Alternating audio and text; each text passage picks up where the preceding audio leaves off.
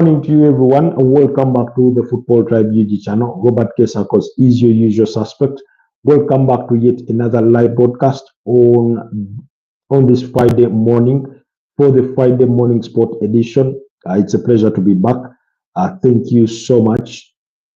It's been a pleasure to be kept company by you guys who join us every single day of the week, every single evening slash night as we go through the latest from the world of sport, from the world of football, particularly in the transfers, in the Premier League, and much more. Of course, some updates from the FIFA Club World Cup and things in that realm. So, thank you so much for those that have kept us company the longest in as we do deliver those updates.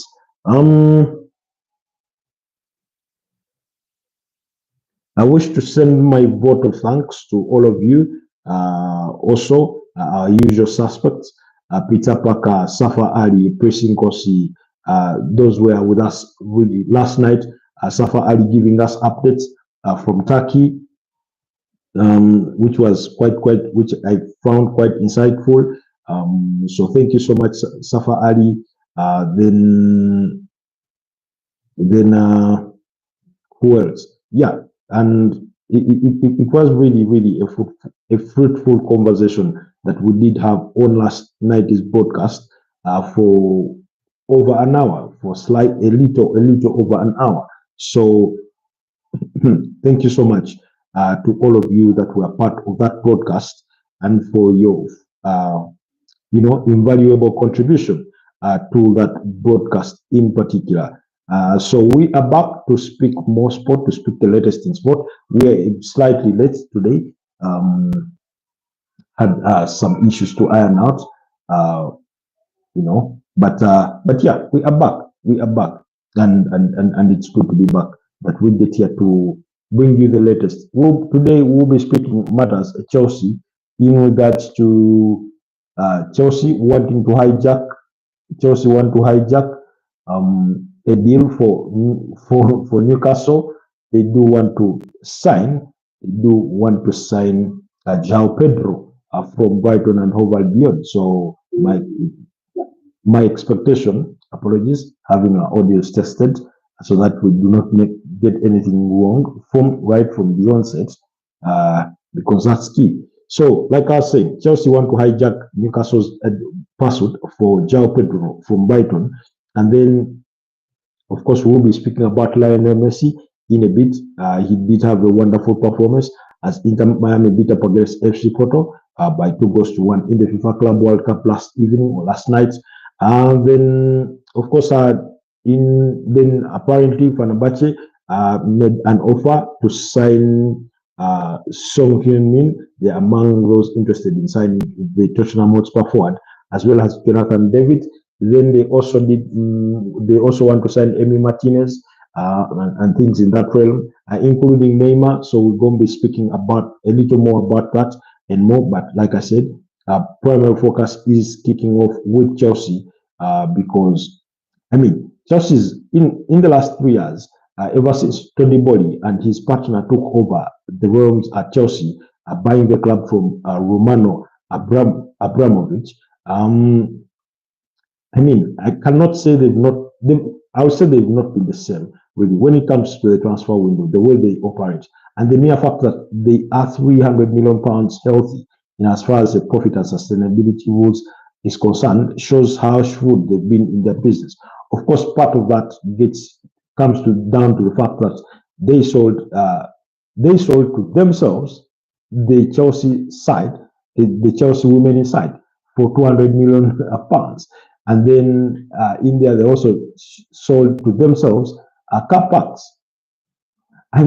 For about what, 70 million quid, according to reports. So, if they had not done those two moves, I think there was also speculation that there was a hotel that was being considered as a Chelsea property that they wanted to sell to themselves, something like that, really. So, let's wait and see how But these American guys have been really shrewd in their business.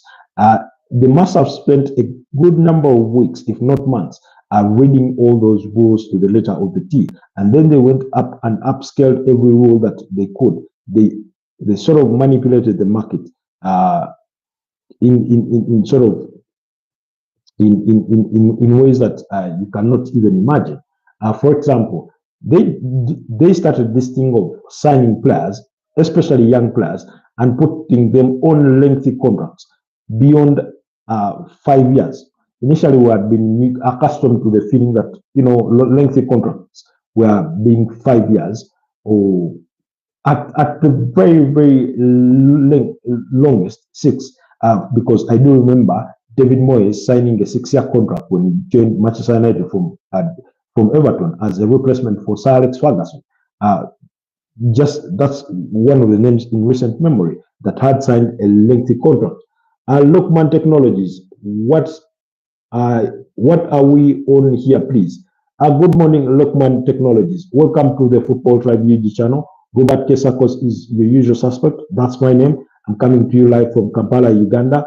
And this is a sports channel. It's a football channel. And if you do support football, then you can let us know what club you're joining us. But more particularly, do let us know why you're joining us from Lokman Technologies and what you do as well. But it's a pleasure to have you on the broadcast. Please consider liking the broadcast and also subscribing to the channel. Seeing that you're new here. So thank you so much for putting that question forward. Anyways, I will return back to Chelsea. Like I said, so they started signing young players on putting them on very lengthy contracts. And we're talking about 7 years, 6 years. Lokman Technologies is. Are you also from Kampala, Uganda? That's wonderful. That's wonderful. Really. That means you're a fellow countryman or countrywoman, if you're a lady. So they bought that thing where they sign a player quite expensively, sometimes even if not, and then put them on 7-year contract, 8-year contract, 8.5 years, 9-year contract. You remember at the end of last season, but one, that's the 2023-2024 campaign, they extended Cole Palmer's contract. He had already been on a very long-term contract, and then they extended it because he had a very, very brilliant season, brilliant performance. He had his contract extended for a period of 9 years. So you can imagine that a player gets a 9-year contract, so that really tells you how much how far they were willing to go in regards to putting these players on lengthy contracts. Let's not forget Cole Palmer is only 23 years of age. But in that debut season at Chelsea, in the Premier League alone, he had scored 22 goals and provided 11 assists. That was a combined 33 goal contribution in 33 appearances. So that's as impressive as you get it. That's as immaculate as you get it. Of course, last season he sort of declined a bit, fell off the wagon a bit, because he had that long spell where he went about 18 games without seeing the back of the net, and I think providing just about an assist or two during that run of games. But nonetheless, in 37 appearances, he still managed to score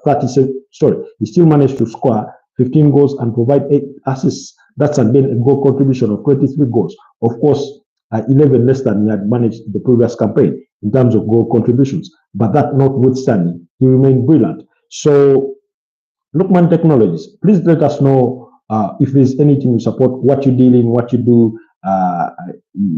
If I were to read, just by the name of your username, I would say you're maybe into electronics and stuff. But correct me if I'm wrong. So that's Cole Palmer for you. Like, they put him on a lengthy contract. Players like Mukalo Modric, I think he was put on an 8.5 year, I think 7.5 year contract with an option to extend for a further year. This is the same player that we are talking about, Mukalo Modric, who is now facing a ban of up to 4 years after being found in breach of the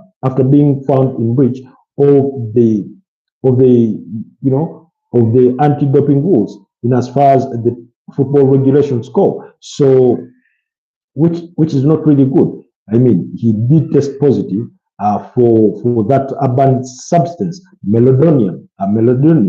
So really, which is not good. And there's so many other players. Moises Caicedo, already they are in talks with Chelsea to extend his contract. I remember his initial contract was what? I think what? I know it's more than 6 years. So clearly that tells you how they really operate. And they are looking healthy in as far as the PSR rules are concerned. And the reason as to why that is the case is because they went, looked at the regulations and said, okay, this is permitted, we can do it, and they went on to do it. Now, there are people that did question the nature of that business, and it went up for arbitration with an independent committee, I think, who ruled that there's no problem in what they did. They were just smart that nobody else had thought of doing that in that manner. But they went and looked at their part of the club, which is Chelsea, the women inside, and said, okay, we can sell this one off to ourselves. Good morning, Peter Parker. How are you, my brother? Good to have you back on the broadcast. Thank you so much for your love and support. So they looked at that and they said, okay, we can sell this to ourselves. So they sold Chelsea to themselves. Now, look at it this way.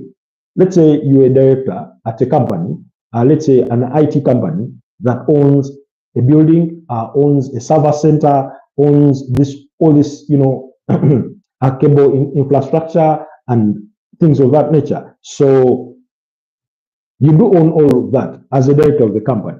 But then you say, how about you sell me that building that hosts our servers as an individual? You're already part owner of the company. So it's what they did is similar to that kind of. So they sold the women inside to one of themselves, and then also some car parks, and they were able to raise money. And how much? In the excess of $200 million. Sorry, 200 million pounds, because they sold Chelsea women inside for 200 million pounds, and then apparently some car parks for 70 million pounds. So that puts, which was then written as incoming revenue or as income on their books. So then when it goes to the profit and loss making side, then they do not follow there. When you look at their balance sheet, then everything look good, and they will be set for the next 2-3 years just because of that. So they have a lot of leg room to play with in regards to the PSR rules. Peter Parker, you asked, what about Messi free kick? We're going to speak about that in a bit, because it was brilliant. It was brilliant, to say the least. So that's what Chelsea did. Now, because they have the money, they have the room to play with that, they have the money to make things happen. That's why they're still very active in the market. I know a lot of football fans do wonder, how come our clubs are failing to sign players every now and then because of PSR rules? I mean, we saw Newcastle's limited activity over the last 3 transfer windows or so, because they were concerned about PSR rules. We've seen it with Arsenal. Not that they've been in bad positions, really, but we saw their limited activity the previous summer. The same is being said about Manchester United. Although Manchester United may have picked a leaf or two from the way Chelsea operate, and Sir Jim Ratcliffe is willing to go all in regards to the transfer market and make things happen. But also, that confidence is premised on the fact that there are players that they are going to sell that could bring in more money. And some of those players are looked as academy graduates of players. That's Marcus Rashford, Alejandro Garnacho, they are academy players. So that means whatever fee you sell them at, it is recorded as purely profit for the club. And we do not know what is going to happen with Kobe Mainoo. The hope for Manchester United fans, and maybe Manchester United as a club, is, even though he has only 2 years left to his current contract, that he gets to stay at the club. So, but should that not be the case, and they cannot agree entirely to new terms of a new contract, then they may seek to move him on and raise money out of him. So, but let's wait and see. So that's how Chelsea have done it. And because they have that money, they are now trying to hijack a deal for Joao Pedro. Now, remember, yesterday and the day before that, we were speaking about Newcastle's transfers, and we did reveal to you that Newcastle were in conversations with Brighton over signing the 23-year-old Brazilian Joao Pedro. Now, Joao Pedro is one of those sort of really good players, although sometimes emotions get the better of him, and then he sort of exposes himself when it comes to his expression of anger and things that he may not agree with on the pitch. But that notwithstanding, there is a very good player in there So now Newcastle, because they want to bolster their forward and add a striker to their ranks, even though they have Alexander Isak, who Liverpool are highly interested in, as well as Arsenal. But that notwithstanding, they want to add in, a new figure. They did hold interest in Liam Delap, but Chelsea beat them to that signature alongside a whole host of other clubs that were interested in signing the 22-year-old England international. So Newcastle held conversations with Brighton over a potential move. Reports do suggest that Brighton value the player at around £60 million or slightly more. So Newcastle were busy in those conversations, but now it has come out that Chelsea are really, really interested in signing Joao Pedro. Of course, right from the onset, Newcastle were not the only team interested in signing Joao Pedro, but that sort of is sort of another sort of punch in the gut in as far as their interest in Joao Pedro goes for Newcastle fans, because it looks like they're targeting so many players and they keep losing out on them.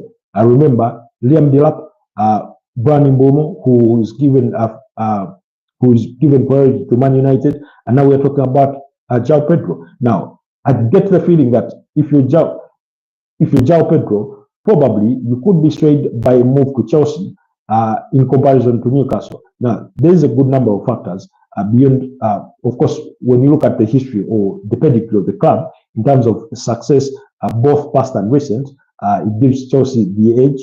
Two, when you look at, oftentimes players want to, to live in London, even with its all chaos. I do know for a fact, okay, not for a fact, but I do know from credible sources that Stoke City is regarded as the best city in England, and now they do not talk much about it. But again, living in London is oftentimes a dream especially for foreign players who have not grown up in the UK. So that in itself could be a sway. Chelsea do have UEFA Champions League. Of course, Newcastle also have that, and they can pay good wages. But overall, you get the feeling that Chelsea may have the upper hand in this one if they can convince the player. So Newcastle fans are worried that clubs are hijacking all their priority deals, and that's the feeling. Anyways, when you look at his statistics, because he did join Brighton not so far back, in fact 2 seasons ago, and in his debut season he scored 9 goals and provided 3 assists. That was in 31 appearances, which is not much, but also quite good for a debutant. And then the subsequent season, in 27 appearances, that's 4 appearances lesser than he managed the season before. He managed to score 10 goals and provide 6 assists. So that is a 16-goal involvement, 4 better than the previous season where he had a goal involvement. So, which speaks to progress. When you look at the UEFA Europa League in his debut season, 2023-2024, he managed 6 goals in 6 matches. So he's really, really a capable player, only 24 years of age. So Brighton signed him from Watford, and he's been quite good. But they are open to selling him. So Newcastle are interested, but Chelsea have now entered the race to sign the 23-year-old Brazilian international from Brighton and Hove Albion. But let's wait and see. Still speaking matters, Chelsea, apparently Arsenal holds some interest, although it's not known how significant that interest is, as boring as it sounds to my ears as an Arsenal fan. But that notwithstanding, apparently Arsenal do hold interest in England winger, 23 years of age, from Chelsea, in Nonimbaduke. Now, I do not know. I've said this before. I said it last night. I do not know, but for some reason, Arsenal and Chelsea, I do not know what Arsenal owe to Chelsea, but every time it is the transfer window, you're never going to finish the window without Arsenal being linked with a move to a Chelsea player. We've seen it before. It's happened multiple times, and it is still happening. Just this window, Arsenal are trying to sign Kepa Arrizabalaga, whose release clause is a mere £5 million from Chelsea. Very, very good goalkeeper, 30 years of age, as their backup goalkeeper to David Raya. But that is not ending there. Then we hear that they are interested in Noni Madueke. My guess is, my answer to that would be a big no, really. But anyway, it's not my decision to make. It's only my opinion. So let's park that on the side and move away for a bit. Let's run to the FIFA Club World Cup, where Peter Parker does remind us of Messi's contribution. in as far as that competition is concerned. Leonel Messi did score a brilliant free kick last night as Inter Miami beat up against FC Porto by 2-1. Of course, FC Porto also did score their goal from the penalty spot. The goalkeeper nearly saved it. Remember, in the first game of the tournament, he had saved that penalty from Mohamed Trezeguet in the first half against Al Ahly. So he is a very good goalkeeper, that Inter Miami goalkeeper. And then yesterday, he nearly came to their rescue when Agahoa? The name does sound a little bit like that. Apologies. I hope you guys are not hearing any feedback in terms of noise, because there's some noise being made by kids on the outside of where we are doing this from. But anyways, I thought that in itself was, he tried. He felt the right way. He was spot on, but he just missed that by a whisker. Yes, Agahoa was the penalty scorer, and then that was in as early as the 8th minute, which a game in which you thought it was a bit of a 50-50 for me from what I was observing, but also FC Porto looked to have the better chances, especially in the first half. And then, of course, we came into the second half, and Segovia did score early, 2 minutes into the second half, and he had restored a parity for Inter Miami. You could see, I remember Javier Mascherano, the Inter Miami head coach, on the touchline, screaming at his players, and I was thinking to myself, if you're Luis Suarez, which you are, and you've been more successful than Javier Mascherano, of course he was your teammate at Barcelona, and maybe at some point, and you're Lionel Messi, you played with Javier Mascherano, who is your countryman, then you're Sergio Busquets, who, by all accounts and measures, you are a better holding midfielder than he was, but of course he is the boss at the moment, and he's screaming at you, in terms of getting things right. Now, it's a little bit tricky. And maybe that really, if you want to find the perfect example to paint that picture or to look at it, is look at the circumstances where you're working in a family business and there's this elder brother who is below in the pecking order or in the hierarchy of the company than their sibling. It sort of gets weird when they are ordering them to do work. So for me, that's how it sort of felt like when Javier Mascherano was giving these orders to some of his players there to implement, especially at the time when before they found the equalizer. That was predominantly in the first half. So, but anyways, in the 54th minute, Lionel Messi stepped up, calm and cool, calm and collected, experience in his legs, 37 years of age. In a few days' time, turning 38. With a lot of experience, more than 27 years of experience on his shoulders, he stepped up to that free kick and calmly took it, buried it in the back of the net, cool as you'd like. Give it to him any day, he buries it. 68 free kicks he's managed to score, direct free kicks in his career. That's impressive. I mean, I do not know if anybody comes any better than him when it comes to free kicks. Maybe Junidio Wadapukano, who I did not watch majority beyond the highlights that I've been able to see on YouTube and clips of that nature. But I mean, Lionel Messi, maybe David Beckham could come in that realm when it comes to being a set piece specialist. And then who else? James Ward-Prowse had some good success in that realm as well. But those are some of the players. Cristiano Ronaldo, in his earlier days, he was really good at free kicks. You remember that those two UEFA Champions League free kicks, one he scored against Arsenal in 2009.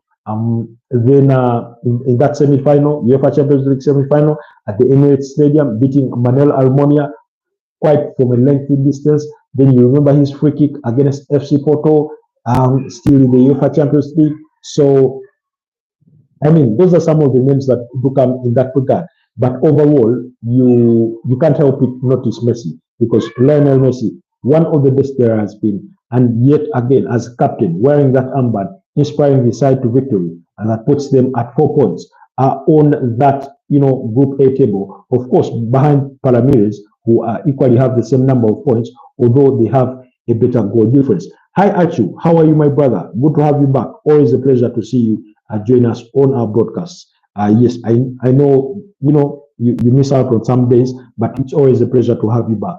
Please do not forget to like the broadcast. But thank you so much. So you look at that, and sort of think to yourself, of course, his pace of the game, his athleticism has really, really come down. But then I do not know if you guys do remember a moment towards the tail end of the game, he had that opportunity where he runs in the box and dribbles past the player, although the ball, I think, either went away from him or the keeper saved it. But I mean, his dribbling skills have not died with the age. He still got it. Only that his pace has sort of slowed down a bit. He no longer makes those long runs with the ball, cutting through players like a knife in butter, but he still has everything got going for himself really, really good. So that's the player Leonel Messi leading his side to victory last night in the FIFA Club World Cup. Away from those results, today we did have Atletico Madrid beating up against Seattle Sounders by 3-1 in that game that was played during the course of the night. Barrios was on target with Simeone providing the assist. Then Axel Witsel was the other on target. Barrios scored a brace in that game. For Atletico de Madrid, Pablo Barrios, while Giuliano Simeone did provide an assist in that game. That's the son to the manager Diego Simeone. Then Rasnak did score in the 50th minute to make it 2-1, which turned out to be a near consolation. But those are the results. Then the other result was PSG losing to Botafogo by a goal to nil. Speaking of surprise results, because we are talking about the PSG side who in their opening fixture put 4 past Atletico de Madrid. But if there's one thing that I've come to notice about these teams from South America is their physicality, their industriousness, also their roughness. They have a rough sort of beat to their game when you watch them,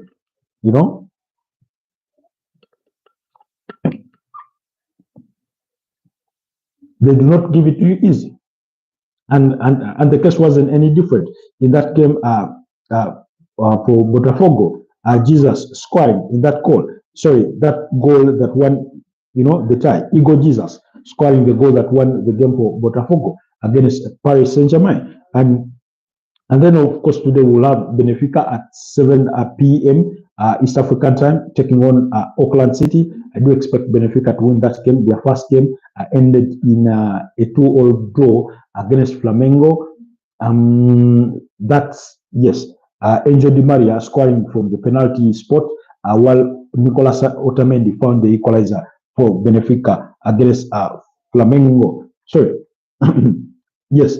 And then Chelsea at 9 p.m. they will be up against Flamengo. So let's look forward to that Chelsea game as well tonight. In as far as the FIFA Club World Cup, yes, there's a game as I'm looking for in regards to yesterday's results that speaks about. Yes, it was that game. I think that game between Palmeiras and Al Ahly. Yes, the game between Palmeiras and Al Ahly is one of those games that exhibited that sort of physical side to the South American teams. They've been quite good, really. I thought they matched physically well with the European giants, and they fared well. But let's wait and see. For me, in this tournament, Real Madrid, PSG, Bayern Munich remain some of the favorites. And I think as far as a surprise, performances or a surprise team, it could be Botafogo. You never know, but I do expect a wild card from South America. Anyways, moving away from the FIFA Club World Cup updates, let's return to the realm of transfers in regards to speculation and what's bound to happen. Yesterday, Florian Wirtz did arrive in the UK and completed his first part of the medical. He is expected to complete the second part today and then sign as a Liverpool player on a 5-year contract. Apparently, he's going to be earning some significant wages in the region of 20 million euros as gross pay, of course, plus bonuses they are expected. Then Joel Kosha is really, really close to joining Bayer Leverkusen from Liverpool. I can see Dennis Jets. Chelsea will have 75 players on their books. I think even more than that. Because they have so many players that have been on loan. Of course, they are selling off some, but the rate at which they sign and the rate at which they sell them are not the same. I say for every 3 players that they buy, they end up selling about 1. And now they have all these defenders that they are looking to move on. Ben Chilwell is expected to leave the club. Tosin Aderab, not Tosin Aderabio, but Axel Disasi is up for sale. They are looking to move on because they are looking to sign a centre back as well. Trevor Chalobah, who is a target for Napoli, they are open to letting him go. He did spend the first half of last season away to Crystal Palace before he was recalled back. So, yeah, I certainly do agree with you, Dennis Jacks, when you say that Chelsea could have even 75 players on their books. Just recently, when they were interested in signing Mike Maignan from AC Milan, the 29-year-old French goalkeeper, they already had 8 goalkeepers to their roster. In Robert Sanchez, Felipe Jurgenson, Petrovic, Mike Penders. I mean, so many goalkeepers on that roster, and yet they were in the market to try and sign, a goalkeeper. And you keep on wondering, how far is this going to go? Yes, they had Lucas Bergstrom. They're open to selling that one. Kepa Arrizabalaga, who spent last season on loan away to AFC Bournemouth, now potentially moving to Arsenal, as Teddy Sherman Lowy, then Marcus Bentinelli, who has left them to join Man City as a third choice goalkeeper. So really, that's the thing. And I can see Dennis says, I'm a Newcastle fan, so I hope he comes to us. So we will wait and see. Hi from Melbourne, Australia. Hi Dennis, once again, and thanks for joining us from Melbourne, Australia. You're the first football fan that is joining us from Australia, Melbourne there. So it's good to have you. Newcastle have too many keepers, and Cam Wilson needs to go. That's his submission on Newcastle. And in terms of, Cam Wilson, of course, he would deserve to go. Now, the situation about Cam Wilson is that his contract does expire, by the way, this month. But the club have an option to extend it for a further year. However, reports do suggest that they're inclined not to exercise that option. However, they would want to hold contract talks with Cam Wilson, a contract that is sort of performance-based. Those kinds of contracts that the likes of John O'Shea had at Manchester United, where you paid a certain fee, and then in some cases, you paid per match. Every game you play, you pay. Then in other cases, you paid, let's say, a minimum wage, not minimum wage specifically, but a certain wage. And then every time you pay, you make an appearance, then you also earn extra. So it is performance-based in that nature. So maybe that's how Newcastle are trying to look at that situation with Callum Wilson. But indeed, they are interested in signing a winger and a forward to try and bolster their squad, bearing in mind that they could lose Callum Wilson. But even if that were not to be the case, they would still be interested in bringing in a forward. The yellow Dayak is from Malaysia. Hello. Good to have you from Malaysia. Malaysia, are you from Kuala Lumpur? That's the city. If I stand to be corrected if I'm wrong about that. But thanks for joining us, the Yellow Duck, as well as Dennis Jones. Please consider subscribing to the channel while you're here, but also kindly like the broadcast. So just to revisit some of your comments, you said, do you think Isak stays? I don't think Liverpool have 150 million to buy him. Now, the question regarding Alexander Isak on staying or not, okay, the yellow says he's from the rural side of the country in a place called Sarawaka. I don't think I'm hearing about Sarawaka for the first time, but I do not remember where I had it first specifically. But I do not think it's the first time. But anyways, good to know, really, good to know. To you, Dennis, I do not think the situation around Alexander Isak will, when it comes to the transfer fee, both I have a strong feeling that both Liverpool and Arsenal, who are interested in signing him, if it boiled down to simply that in terms of transfer fees, I think both sides are capable of paying that money. However, the disagreement perhaps would come under in these two circumstances. Let's start from this point of view that Newcastle do not want to sell. That's the first in the first place. They do not want to sell their best player in Alexander Isak. Two, they're in a very good situation. Both they have a good relationship with the player, but also more importantly, he's still on a good contract, paid well enough, and then also he has 3 years still left to his contract, which speaks to how strong a position Newcastle find themselves in. So negotiations for him by either of those sides then won't come easy. So, but if let's say the player requested to leave Newcastle this summer, but before even that, Newcastle have Champions League, which is what he wants to play in. So that gives them an extra advantage. But if the player did request to leave, and Newcastle were to enter into negotiations with either of Arsenal or Liverpool, or even both, to sell him, reports have indicated that Newcastle would command a fee in the excess of 120 million pounds to 150 million pounds to sell the player. Now, I think both clubs, if it boils down to that, simply that, they have the funds, the resources to buy the player. Where the two parties may disagree is on the terms of payment. And here is where it comes. For example, Liverpool negotiated a deal with Bayer Leverkusen to sign Jeremy Frimpong for 35 million euros. That was simply his word is closed. But in those negotiations, their argument is to pay, 35 million euros in 3 different installments across 3 years. Now, in this particular case, I do not think that Newcastle would be eager to give any of those two sides because they knew they would be selling to an opponent, strengthening an opponent, so they would want to make the deal as difficult as possible for either of those parties. So when it comes to the structure of the deal, in terms of payment terms, one, they would want the fees to be paid in lesser installment terms. Now, usually what clubs do is that if they are signing a player quite expensively, they're going to put him on a 5-year contract and spread those payments over a period of 5 years.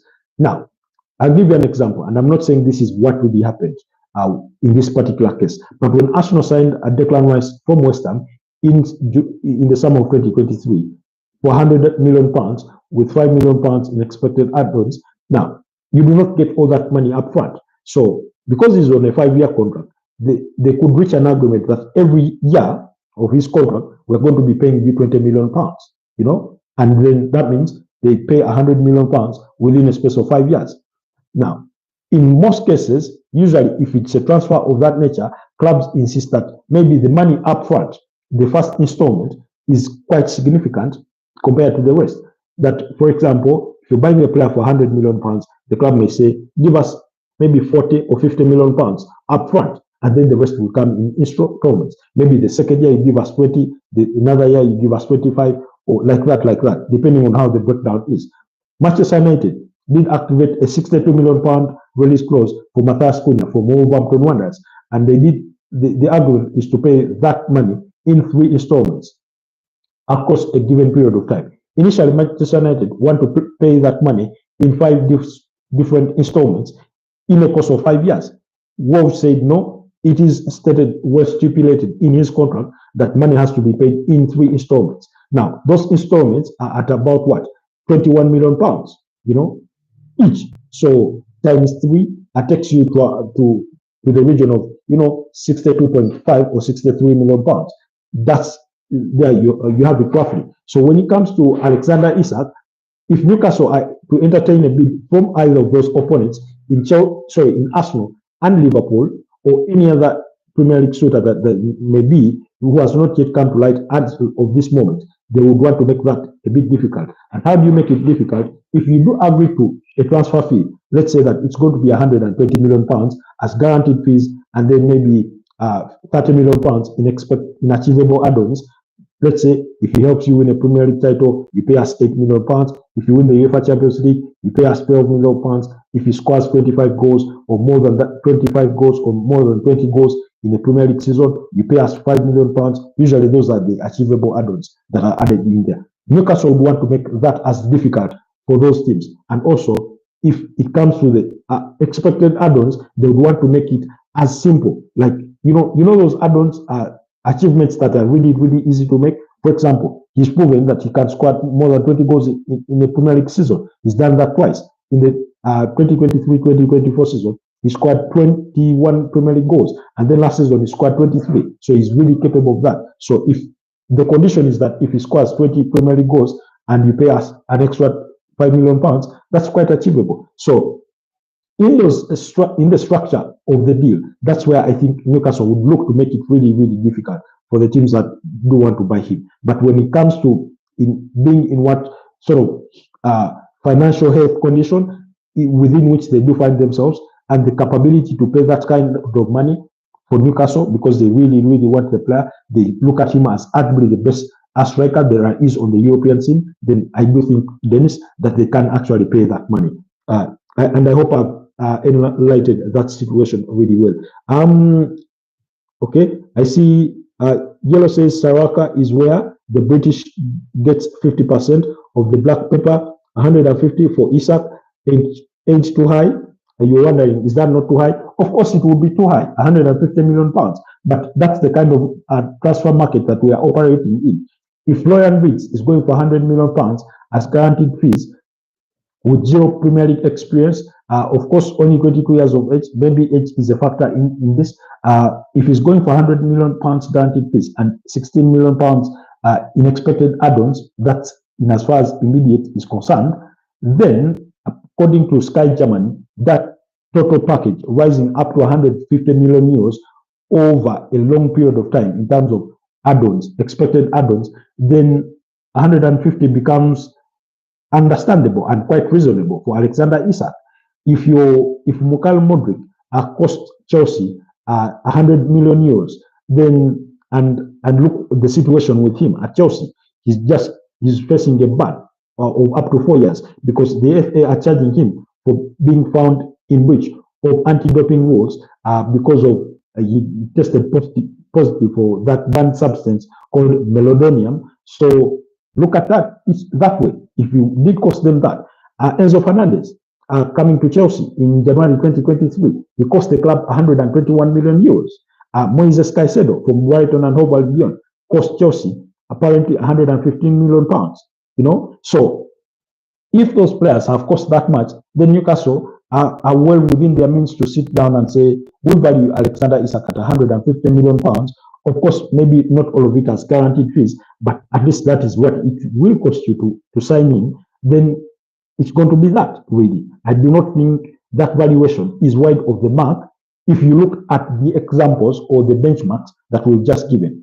Had those not been the case, then maybe we could sit there and say maybe 100 million pounds, 105 million pounds should be sufficient to make a deal for him. But while you're wondering yourself to that, I do feel that, Newcastle have validity to state that that is the asking price.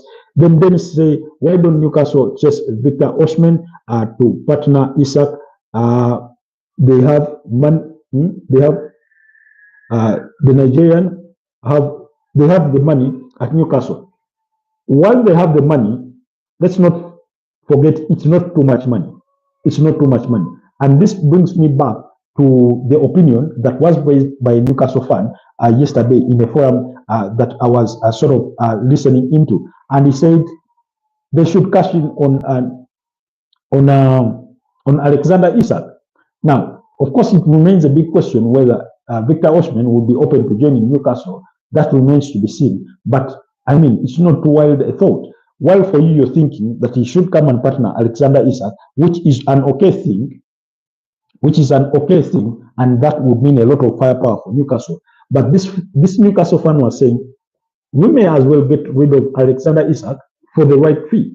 And if we are able to sell him, and let's say we are able to raise 120 million pounds in guaranteed fees, and then 30 in expected add-ons, we can go back into the market and reinvest that. Because out of that, you need 75 million euros to sign Victor Osimhen. Let's say up to 85 million euros when you factor in agent fees and maybe signing bonus or loyalty bonus, whatever you may want to call it, but at least signing bonus. So it may rise to that.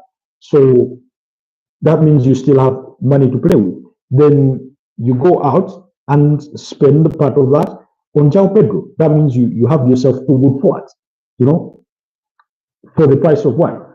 Of course, how they all fit together, that is a whole different conversation, because that's tactical and technical. But in regards to a business sense, I think that would make sense. So that's the school of thought within which that Newcastle fan was making that submission, that it's not too wild if we can milk our opponents and put ourselves in a very good position, PSR wise, because if we are getting that much from Alexander Isak, that means we are covered for the next maybe 3 years in regards of PSR rules, because we just managed to bring in that amount of money. So you could look at it that way. Then you come back to say, Adele says, anything for my club, Chelsea. Thank you, the Yellow, for putting that forward. But we did open this discussion discussing Chelsea, and we spoke about them trying to hijack a deal for Joao Pedro from Brighton, who Newcastle are really, really interested in and have already held conversations. Chelsea also want to sign the AC Milan goalkeeper. They still want to sign him.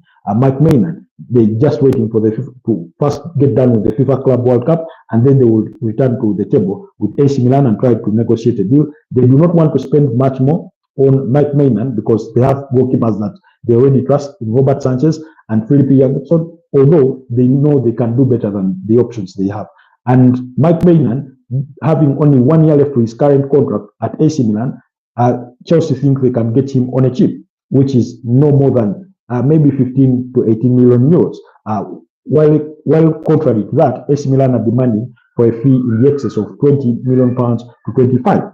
That is around 30 to 35 million euros. So that's the situation. Then Chelsea will also continue in their pursuit for Jamie Gittens, even though they were unable to sign him prior to the start of the FIFA Club World Cup.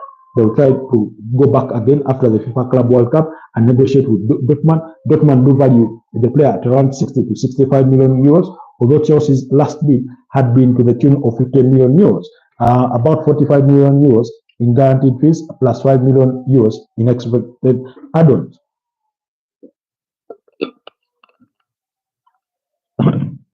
Excuse me.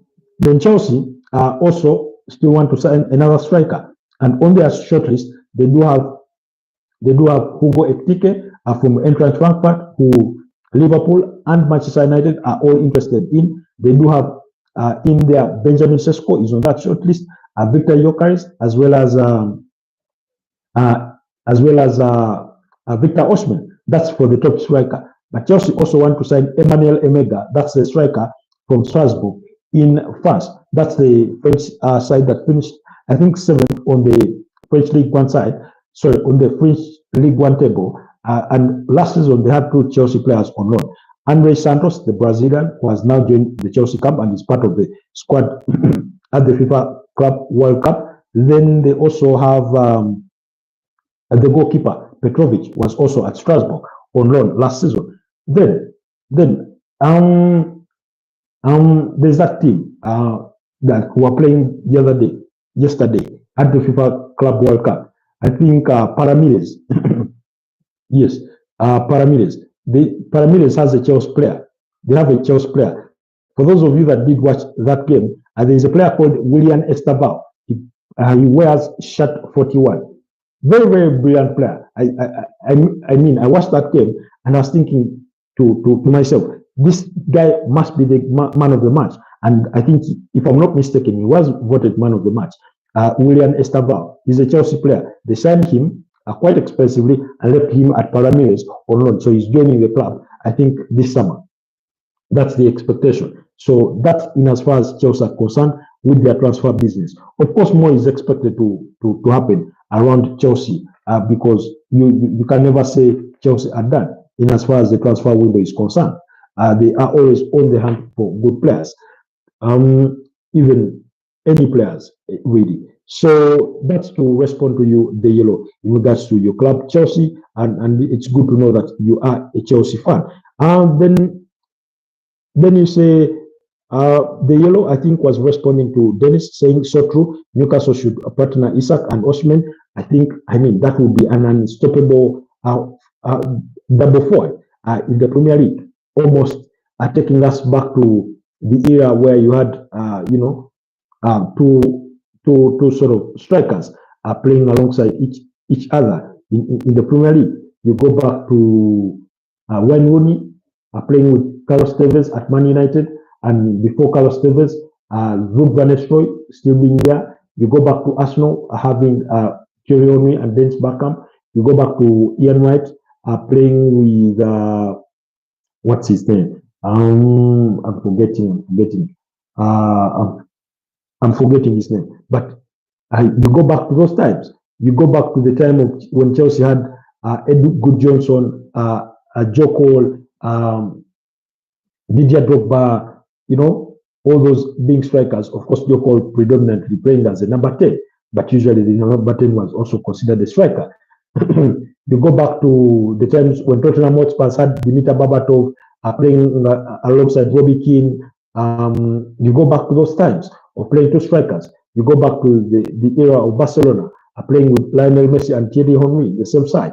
Of course, Thierry Henry being pushed to play to the flanks and that kind of thing. But yeah, I mean that for me that would be a lot of firepower really for a team like Newcastle to have. But considering that in the season you play over 60 games, you're fighting in the Premier League, in the FA Cup, Carabao Cup, and the UEFA Champions League front, then it's reasonable to have such two good strikers. In any case, the other day I did a video about Arsenal, and I was making an argument in regards to why they need to assign two strikers in this transfer window.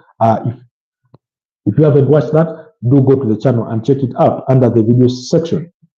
You'll be able to see my arguments or the case that I do make for that. Then Dennis, you say you are responding to the yellow Dayak saying we need to keep him, so that's why the price is high. Yeah, indeed, Newcastle need to keep Alexander Isak. They want to keep Alexander Isak. They do not want to be strengthening their Premier League opponents. But in any case, they would prefer to keep the player. So that's why he would be really, really expensive. But the English Premier League needs Alexander Isak. That's true. That's for sure. Dennis, you say so does Newcastle. So do Newcastle. Okay, you say so do Newcastle need him as well. Sorry, that's the Saudi flag. That's what I mean. Okay, yeah. Makes sense. Yes.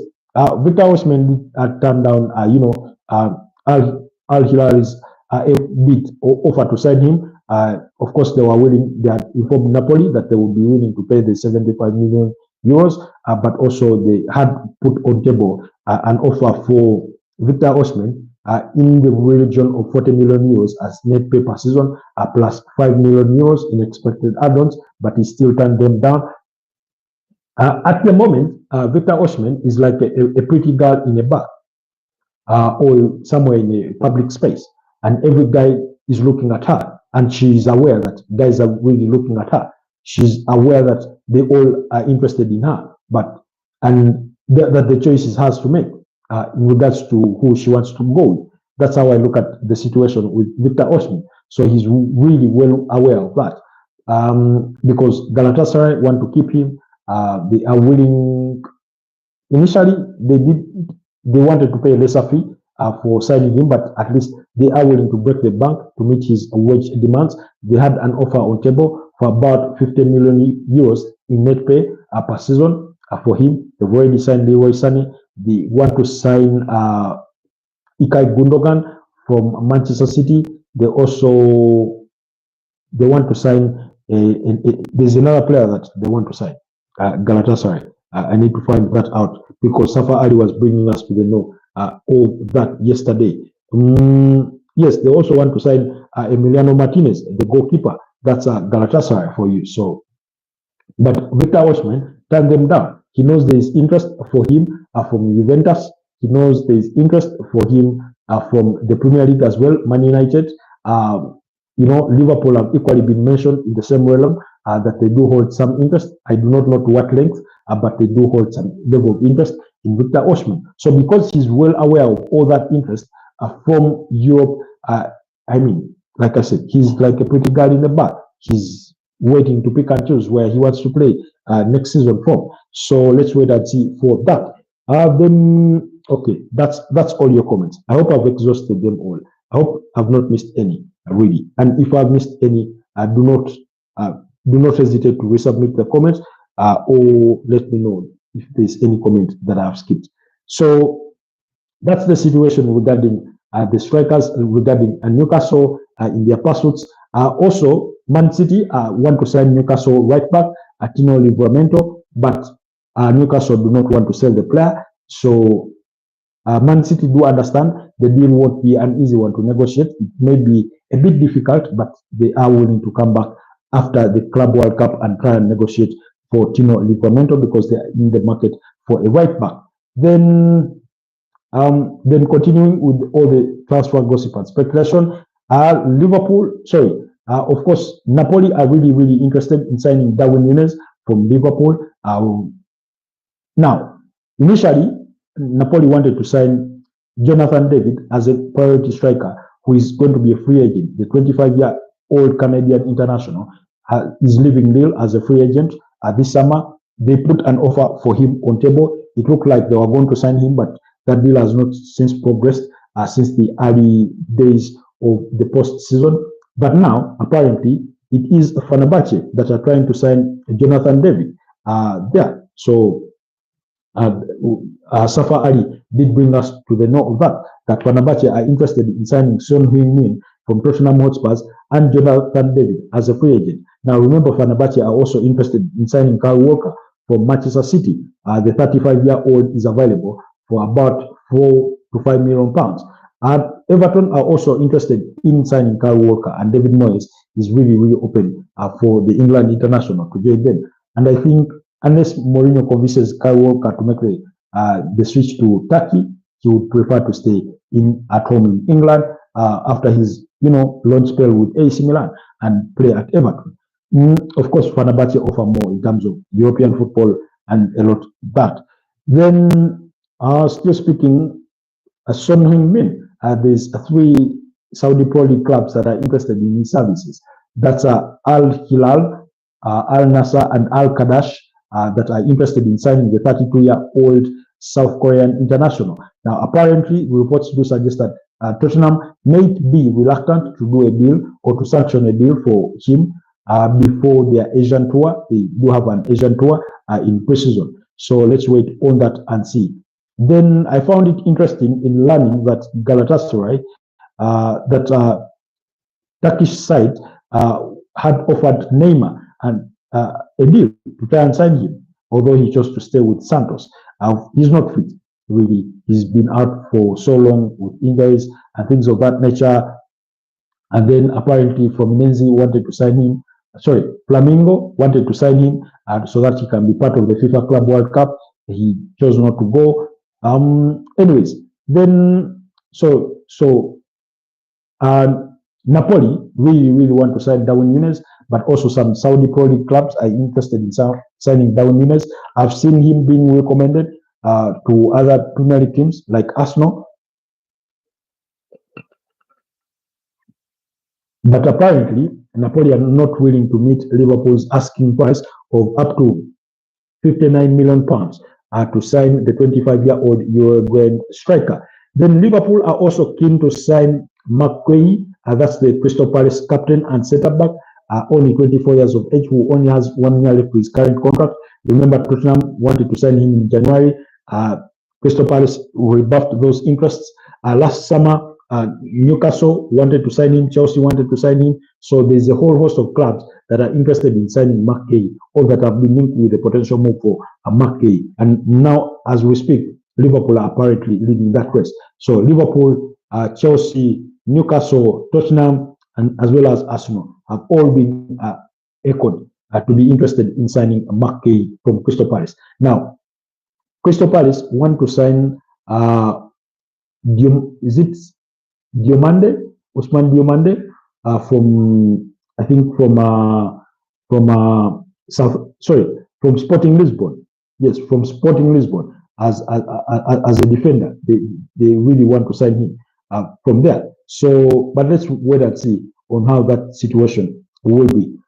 In regards to Crystal Palace, but yeah, they do want to sign, a centre back. Then the other is, of course, yes, Manchester United need to significantly increase their offer for Brentford forward. That's Brian Mbeumo if they want to stand a chance of signing the 25-year-old. I remember their initial bid was to the tune of 55 million pounds, 45 million pounds guaranteed fees, guaranteed transfer fees with 10 expected add-ons. Brentford did decline that, and United will try to go back in with another bid. Let's wait for that to happen and see where that really lies in regards to to Man United's pursuit for the 25-year-old Cameroon international, who was quite impressive last season. Then Nottingham Forest are close to completing a £30 million deal for Botafogo, a Brazilian player, Igor Jesus. This is the one that scored in that game. A 24-year-old striker and defender, Gia Cunha. Yes. Then Sweden striker Victor Gyökeres is edging closer on a move to Arsenal ahead of instead of Manchester United. That's according to TalkSport. Yes, we spoke about this yesterday once again, that according to Alex Crook of TalkSport, he did reveal that apparently Victor Gyökeres has told some of his close confidants that he's closer to joining Arsenal in the coming weeks. Now, remember, Arsenal also remain interested in signing Benjamin Sesko from RB Leipzig. So let's wait and see on that. Then Bayer Leverkusen, we've spoken about Florian Wirtz doing his medical yesterday. Brighton and Hove Albion have apparently received a £25.6 million offer from Napoli for Denmark midfielder Matt O'Reilly. Then Napoli and AC Milan are interested in Liverpool and Italian forward Federico Chiesa. Now, Gennaro Gattuso is the new head coach for the Italian national team, and he was speaking about Federico Chiesa, and he said they need him at the national team, but he needs to play more. He needs to play more often, and the player said just as much that he wants more game time to be for him to have more game time more consistently, and that's why, although he loves to be at Liverpool, he is seeking a move away from Liverpool, unless maybe on a season-long loan. Remember, we are going into a World Cup year, or in a World Cup bound season. So that means players want to have a lot of playing time so that they can get someone to their national teams. Same situation with Jack Grealish, who has 2 years left to his contract at Manchester City. He's looking to move away from Man City. Of course, Man City want to move him on because he was left out of the squad for the FIFA Club World Cup. And among the teams interested is Bayer Leverkusen, Napoli, back home it's Tottenham Hotspurs, it's Newcastle, it's West Ham United, it's Everton. All have been as well.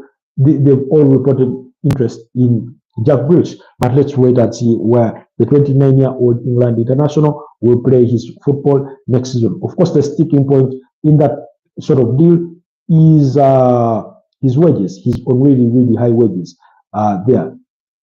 Arsenal is not going to sign any of those players.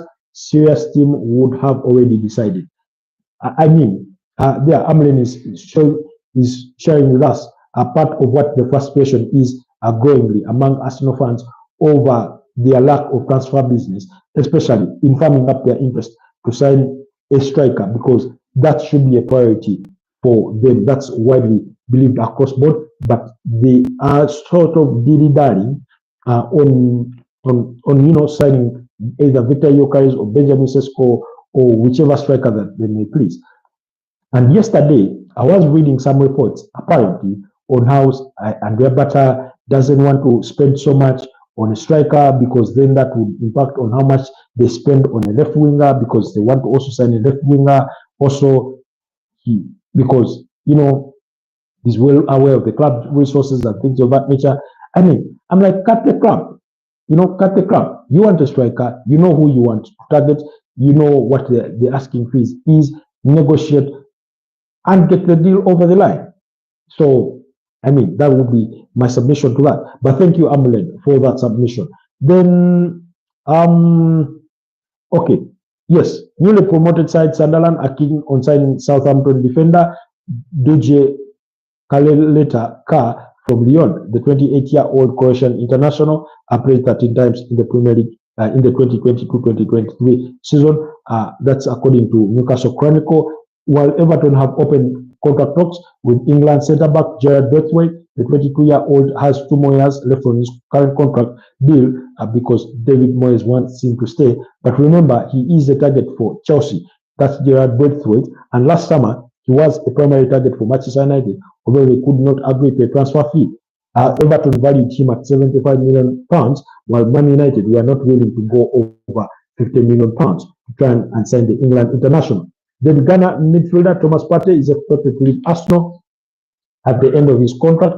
He does have offers from Italy and Turkey.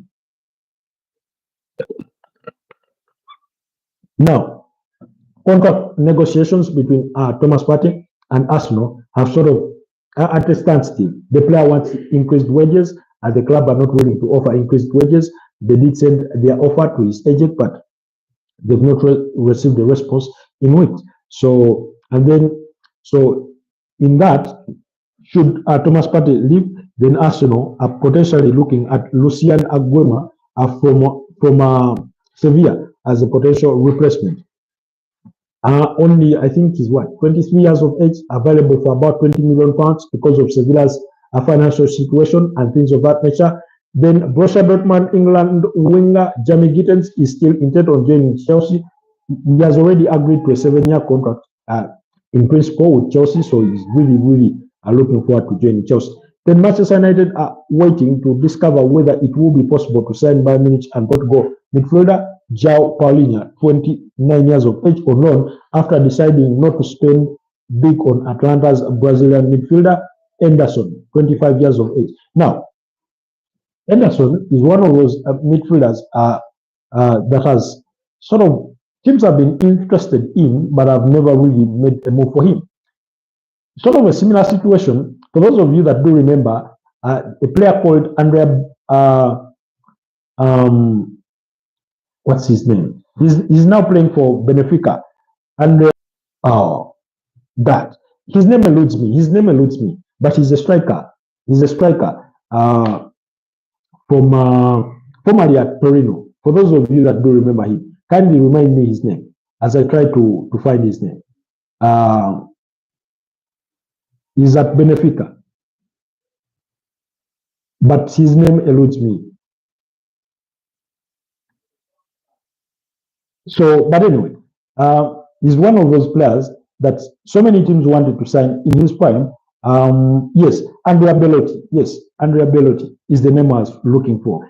So many teams wanted to sign him, and yet they never firmed up their interest at the peak of his game. I remember being him valued at about £80 million and things of that nature.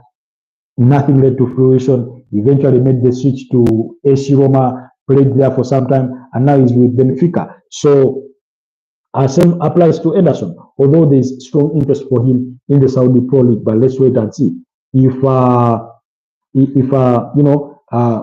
Ivan Juric will be looking forward to keeping him at Inter Milan because he's the new manager. Sorry, whether Ivan Yuri will be looking forward to keeping him at Atlanta because he's the new manager at Atlanta. Remember, Gian Piero Gasperini left Atlanta and has since joined AC Roma. So, you never know. He could come back to raid Atlanta and sign him. Then Liverpool and England defender Joe Gomez, 28, is interested in Crystal Palace, Leeds United, and West Ham, and the club are open to letting him go. Now, Joe Gomez is a very good defender, really, in principle, but he struggles with so many injuries. Then Napoli and Inter Milan are interested in signing 17-year-old Polish midfielder Anthony from Rocco Choa. Anyways, that's the latest in the transfer rumors. You say, and how South American teams are actually in for sure. And okay, let me read this straight properly. And now South American teams are actually in for sure in the Club World Cup. We might see a shocker for UEFA teams. Yeah, that's true. I think South American teams have really looked impressive. Botafogo being one of those in this tournament.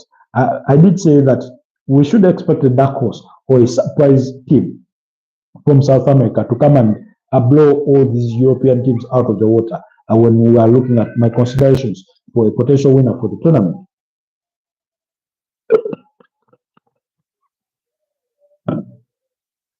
But anyways, so that's some of the latest in as far as all the transfer speculation is concerned. Excuse me. Of course, Jamal Kosha is close to joining Bayer Leverkusen from Liverpool. That's the defender that they do want to sign. Really, really impressive. He's only 22 years of age, so he's on the verge of joining Bayer Leverkusen, and Liverpool and Bayer Leverkusen have a good relationship. So do not be surprised if that really pulls through. If that comes good, then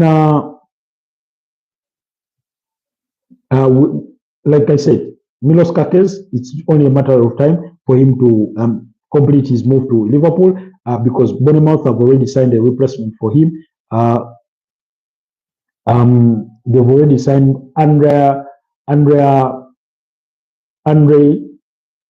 they've already signed Adrian Plettenberg.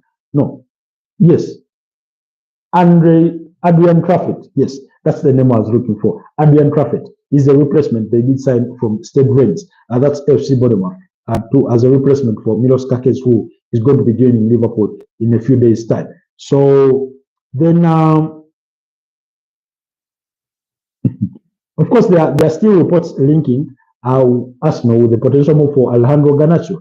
So let's wait and see. After apparently now, Arsenal fans, I do not know. I do not think they are the ones that love to be gaslighted, but usually there's a way their club handles its PR when it comes to a transfer window. Now, apparently, when you read majority of the press around Arsenal, you'll hear that they are looking to do majority of their business in July and things of that nature. Bullshit. Who said that they have to do that? Because remember, preseason starts in about 3 weeks time from now. So and yet Arsenal have an early preseason camp in Spain. Now, the way that preseason camp works is that it's not a strict a camp. First of all, it's willful. It's players to go there.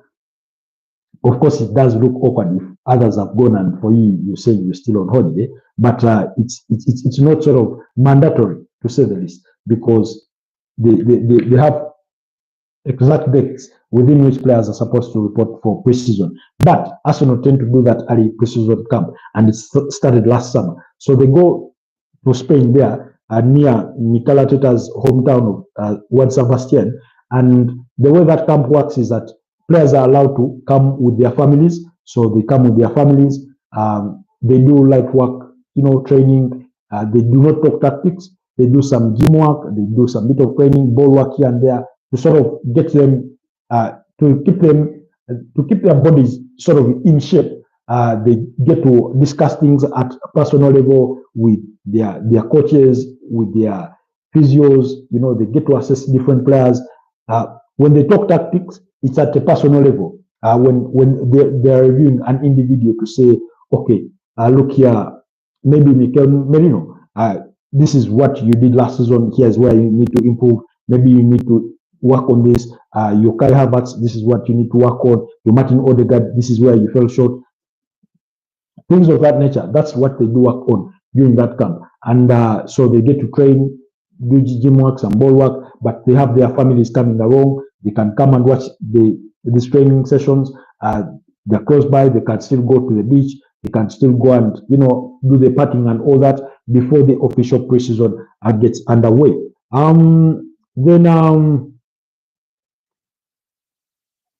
Of course, Freyavic, like I did say, he will be completing the second part of the medical today to complete that move to Liverpool. Then, of course, Igor Jesus and Gia Cunha are